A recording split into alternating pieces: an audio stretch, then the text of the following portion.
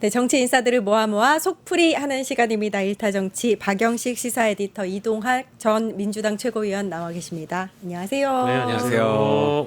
네, 제가 전 코너에서 너무 열을 내가지고. 왜 열을 내셨죠?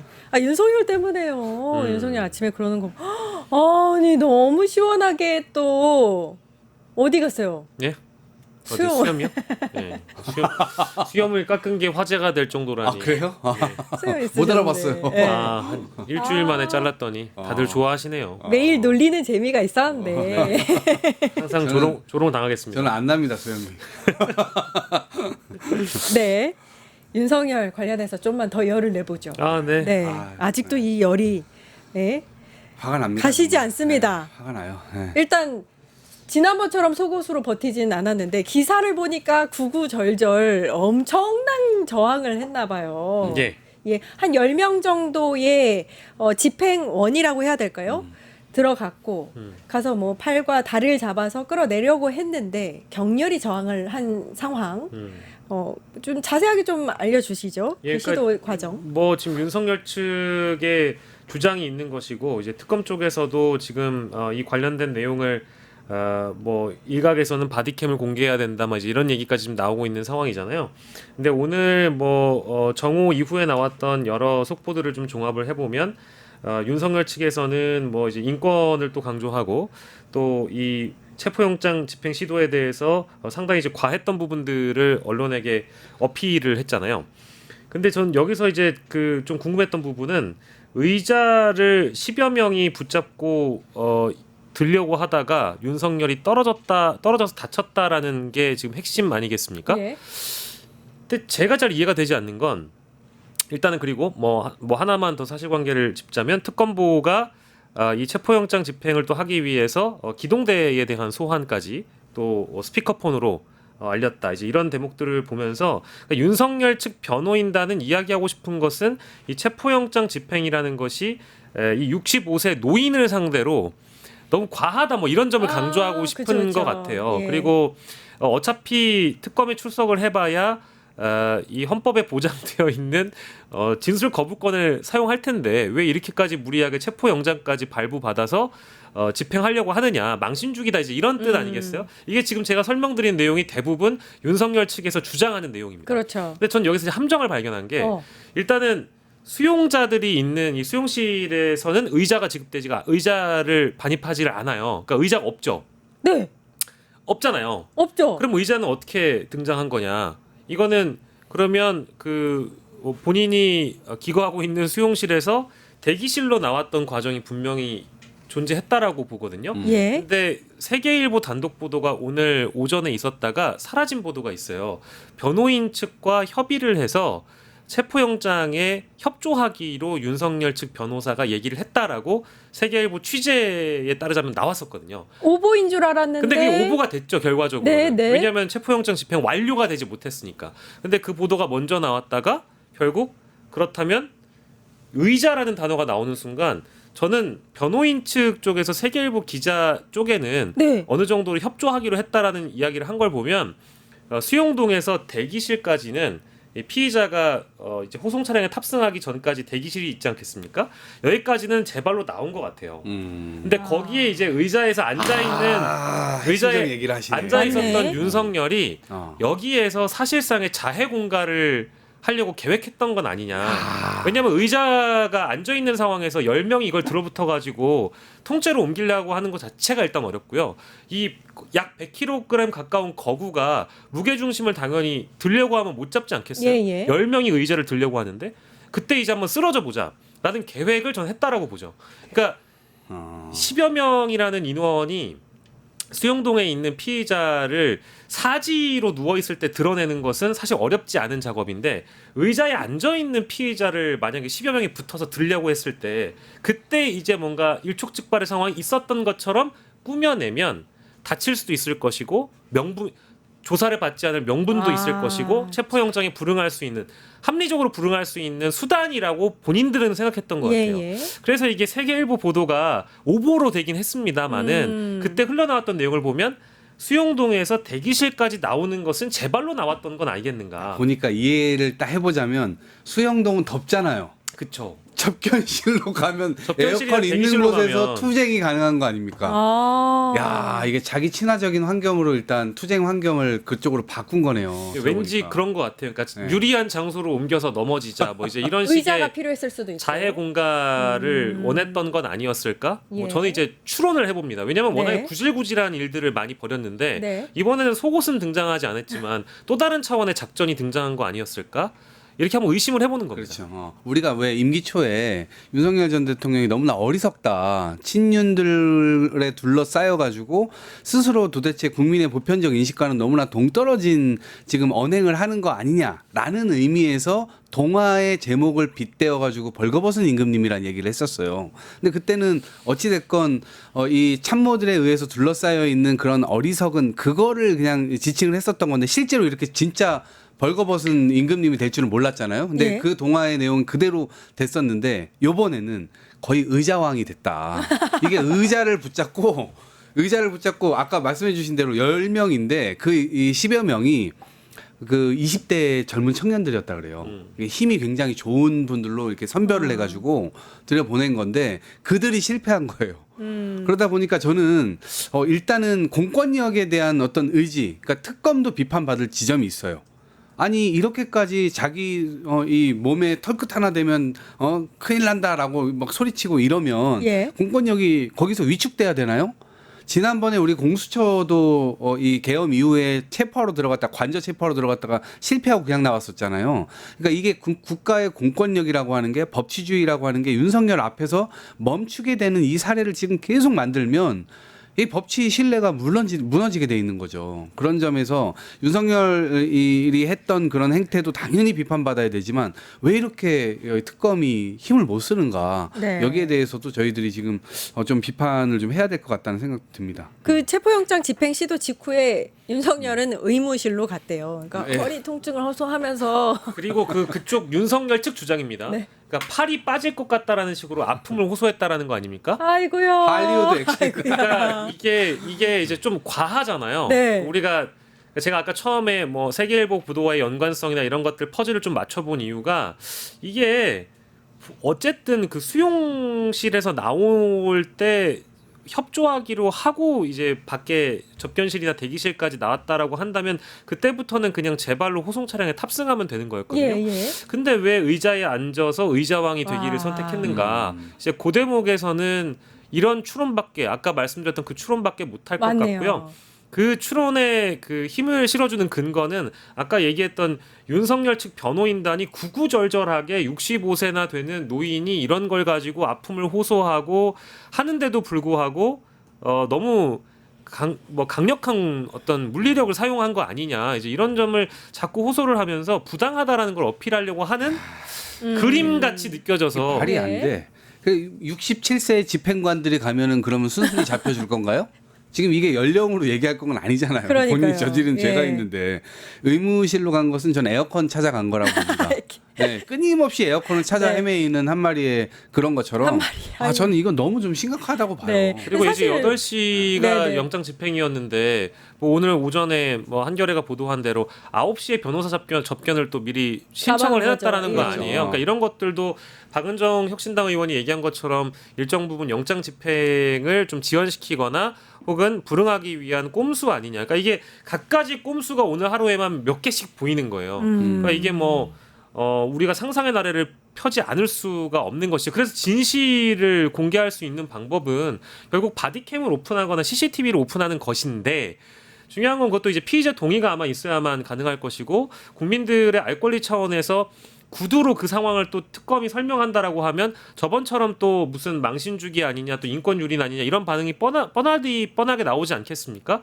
그러니까 특검이 오히려 지금 상황에서는 저는 오늘 갔을 때 정말 더 뭐 20명이든 30명이든 뭐 어떤 식으로든 부상의 우려가 있든 아니든 간에 국민들 그런 거 궁금하지 않거든요. 예. 오늘 들어 누워 있든 세미 누드로 있든 올 누드로 있든 그런 것도 궁금하지가 않아요. 일단 호송 차량에 태워서 출정을 나가게 하는 것이 옳았겠죠. 근데 9시 40분에 집행을 중단한다고 나와버렸잖아요. 거기에서 일단 단추가 꼬인 것 같아요. 댓글이 난리가 났습니다. 난리가 아우 뭐 테이저건도 나오고요. 네. 수갑했었어야 된다. 그렇죠, 수갑. 수갑을 하면 좋았을 것 같은데. 수갑 그냥 의자에 있을 때 두 손만 잡아가지고 뒤로 뒤에서. 해가지고 바로 그냥 수갑 채우면 네. 저항불능이었을 거예요. 근데 왜 도대체 이랬는가? 그러니까 이러니까 특검에 대한 비판이 있을 수밖에 없는 거예요. 아니 한 사람을 지금 못 잡아가지고 이런 식의 국가공권력이 엉망이 된다 그러면 앞으로는 만약에 이런 저항을 한다고 했을 때 많은 범죄자들이 그러면 앞으로 이 법 집행은 어떻게 되는 거지? 당연히 이것에 대한 의문이 있을 수밖에 없고 근데 오늘 뭐 자기가 진술 거부권 하는데 어차피 나 진술 거부권 할 건데 잡아가지 마라 이 얘기는 말이 안 되는 거예요. 그렇죠. 잡아온 다음에 거기에서 진술 거부권을 하는 것은 본인의 권리예요.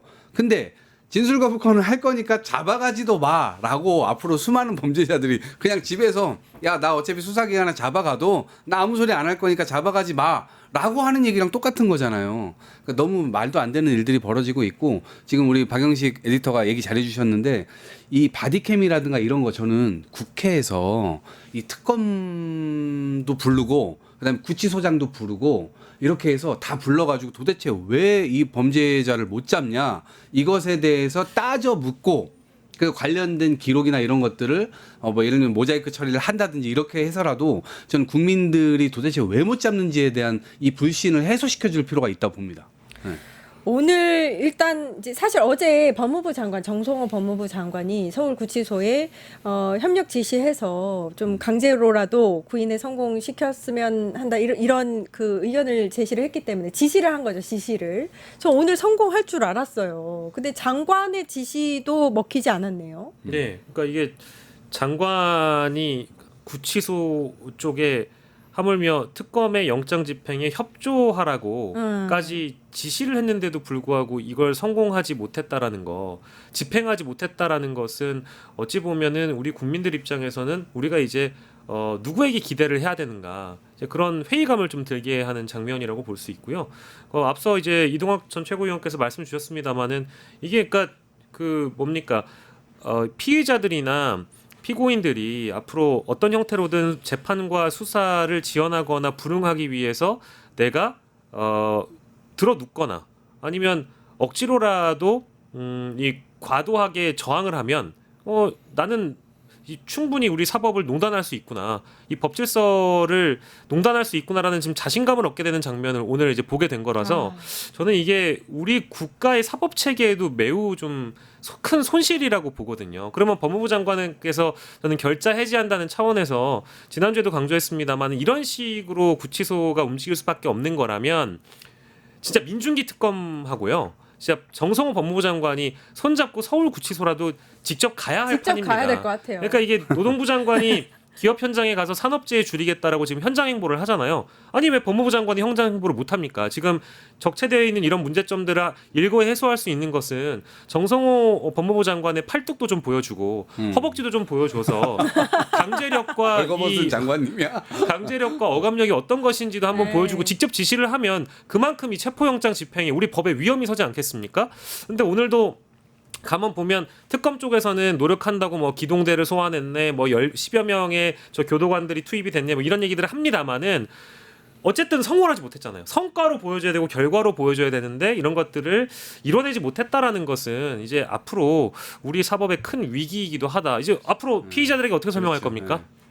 그럼 특검이 법원에 체포영장을 재발부를 해야 할까요? 어떻게 보세요? 그러니까 이거는 이미 자존심 싸움이 돼버렸어요. 아. 우리 박영식 에디터하고 저하고 처음에는 그냥 우리 가위바위보 게임이나 할까? 이렇게 시작했는데 지금은 이제는 지면 안 되는 자존심 싸움이 돼버린 거예요. 그러니까 이제 사생결단할 때까지 가 버렸고 근데 이것은 법치의 신뢰가 일단 담보되어 있는 것이기 때문에 이것은 특검이 피할 수가 없는 거죠.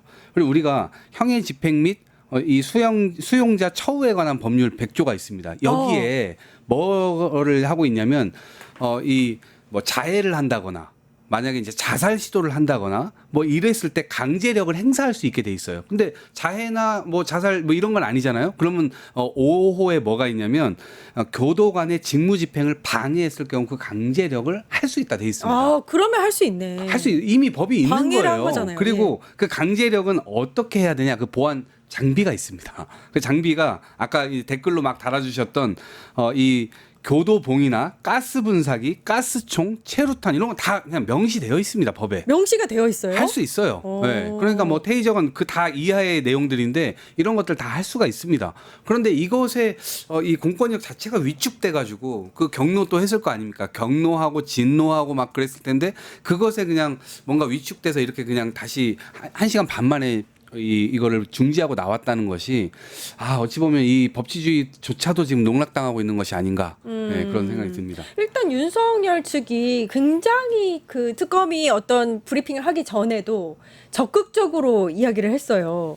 뭐라고 했냐면 반드시 응분의 책임을 물을 것이다. 뭐 이러면서 10명의 그 뭐 건장한 젊은 청년이 어떻게 했고 이런 걸 굉장히 자세하게 설명을 하더라고요. 이것도 의도가 다분하죠. 저는 이게 법조인들도 문제라고 생각해요. 공범이라고 생각해요. 변호인도. 법을 완전히 지금 농락하고 있는 공범들이라고 생각합니다. 변호인들이 실제로는 법적 인식이나 법적 체계, 국민들이 어떻게 생각할지 이런 것들에 대해서 객관적으로 사실은 본인의 의뢰자에게 이런 이야기들도 해줘야 되는 것이고 그런 것인데 이게 완전히 뒤에서 목덜미를 잡힌 채 이 의뢰인이 그냥 바라는 방향대로 그대로 그냥 뭐 이거를 뭐라고 그러는지 뭐 집무사라고 해야 되나요? 완전 집사처럼 지금 움직이고 있는 거잖아요.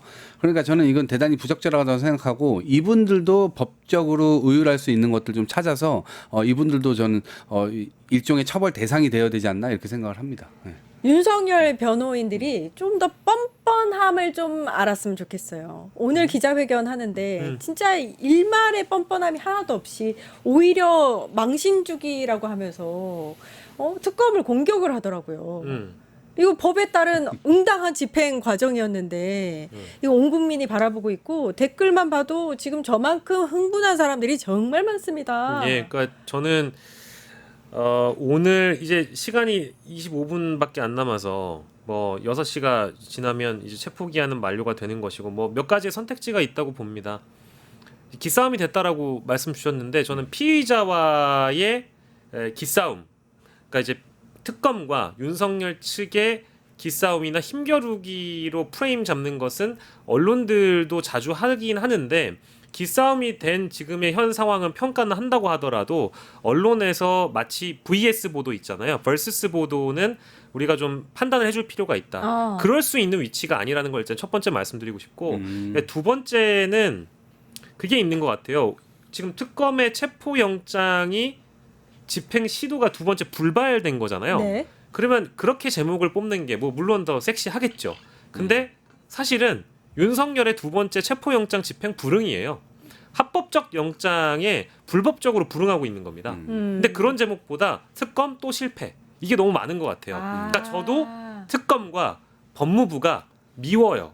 분노스럽습니다. 그렇지. 왜 오늘 정말 진짜 복날에 죄송합니다. 뭐 끌듯 끌고 나오지 못했다라는 그 대목에서는 정말 분노스러운데 그럼에도 불구하고 어쨌든 우리 국민들이 기댈 수 있는 것은 수사기관과 집행기관이거든요. 맞습니다. 근데 왜 더 이제 추가적인 시도와 트라이를 하지 않을까에 대한 부분은 진짜 법무부와 특검이 더 고민을 해주시고 그래서 선택지는 그냥 있는 그대로 기소하는 거고요. 첫 번째는. 두 번째는 뭐 영장을 다시 청구하는 것이죠. 후자가 됐으면 좋겠습니다. 지금 이 상황이 이렇게 돼버렸으니까 이 상황은 결국 법을 우리 법 질서에 따라서 법을 집행할 수 있느냐 없느냐에 대한 싸움이 돼버렸잖아요. 이건 이제 단순한 기싸움이 아니고 우리 헌법 법률에 따라서 집행하는 것 이게 전부예요. 이게 알파이자 오메가거든요. 이걸 안 하잖아요. 그럼 저는 앞으로 모든 피의자들이 이런 식으로 나올 건데 어떻게 하겠습니까? 그럼 두 분 공권력의 다 엄중함을 보여줘야죠. 게다가 과거에 윤석열이 했던 행위 그대로 보여줘야죠. 두 분 다 체포영장 재발부가 맞다. 그렇죠. 네. 이렇게 생각하시는 그리고 거네요. 이것뿐만 아니라 앞으로 예. 해병대원 특검도 지금 오늘 간 것도 김건희 특검이잖아요. 지금 내란 특검 진행되고 있는 것이고 그러면 이 세 가지가 다 연루가 되어 있는 것이기 때문에 나중에는 최혜병 특검에서도 할 수도 있는 거거든요. 예. 그때도 좀 버틸 거 아닙니까? 이거 이래서는 이렇게 해서는 안 되는 거죠. 이봐요. 댓글에 이제 시작이다님. 짜증 윤가 때문에 연실 앵커 주름만 늘었어. 주름만 늘었잖아 주름 없는데? 지금. 주름이 많이 없는 것 같은데. 직관. 윤석열 말이야. 제 주름에. 네. 네. 근데 이제 방금 말씀하신 대로 오늘은 김건희 특검이 체포 영장을 집행을 한 건데 내란 특검도 뭐라고 했냐면요. 윤석열이 계속해서 다음 주 재판인데 여기에도 불출석을 하면 구인 영장을 요청할 것이다. 이렇게 이야기를 했거든요. 이 사람이 지금 소환 조사에도 응하지 않고 체포 영장에도 응하지 않고 재판도 나오고 있지 않기 때문에 뭐 조치가 필요할 것 같아요. 그 재판도 그렇고 이분의 지금 생각은 나는 어차피 사형수다. 니들 마음대로 해봐. 니까지 것들이 나를 수사해, 나를 조사해. 니들은 털면 안 나올 것 같아. 이런 생각을 지금 가지고 있는 것 같아요. 그러니까 왕의 사관을 기본적으로 지금 이 머릿속에 장착을 하고 있기 때문에 감히 니들. 이런 이제 생각이 있습니다. 그렇기 때문에 재판이든 아니면 수사기관이든 거기에 이제 계속해서 응하지 않는 것이고, 그리고 그 결과는 어쨌든 최후에는 사형이야. 혹은 무기징역이야. 나는 어차피 그건데 니들이 이렇게 한다고 해서 내가 뭐 내 형이 뭐 1년이 깎여 10년이 깎여. 그러니까 그러다 보니까 이 사람이 염치 같은 게 이제 기본적으로 없어요. 사람이 보통 어느 순간에 위기에 처하면 어디까지 나를 내어줄 것인가, 어디까지 내가 망가지는 모습을 보여줄 것인가, 이런 수위를 기본적으로 정하기 나름이에요. 그런데 양심이 있거나 아니 수치심이라든가 아니면 창피스러움을 아는 사람은 적정한 수위까지는 내려가지만 그 밑으로 못 내려가거든요. 네. 근데 이분은 지금 수치심도 염치도 양심도 아무것도 없는 사람처럼 그냥 거의 5살 금쪽이처럼 하고 있단 말이에요. 그러니까 이런 상황이 이런 분이 어떻게 대통령을 했지? 어떻게 검찰총장을 했지? 이런 분에 어떻게 사법 집행을 맡겼었지? 아, 정말 참담한 상황입니다. 유튜브 구독하고 실시간 채팅에 참여하시면 2000 TTCO를 드립니다. 참여 방법은 통통물 어플을 다운로드 하신 다음 회원가입과 로그인을 해주세요. 마이페이지에서 나의 회원 고유번호 코드를 복사해주세요. 유튜브 라이브 실시간 채팅창에 복사한 코드를 한 번만 입력하면 준비 끝! 이제 채팅에 참여하시면 TTCO를 드립니다. 지금 참여하세요.